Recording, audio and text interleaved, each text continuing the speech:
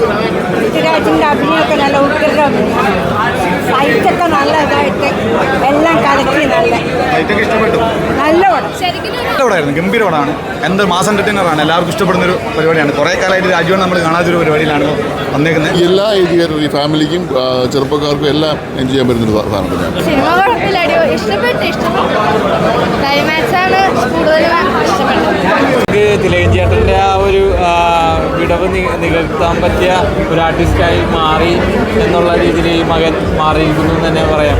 കാരണം അതായത് GR ഇന്ദുഗോപൻ്റെ നോവലിനെ അതിഗംഭീരമായിട്ട് നല്ല ഇന്റേണൽ ഈ സംഘർഷം എന്നുള്ളത് ഭാഗ്യമായ സംഘർഷമാക്കി മാറ്റുന്നതിൽ നമ്മുടെ ഡയറക്ടർ JN നമ്പ്യാർ സാർ സൂപ്പറായിട്ട് ചെയ്തിട്ടുണ്ട്.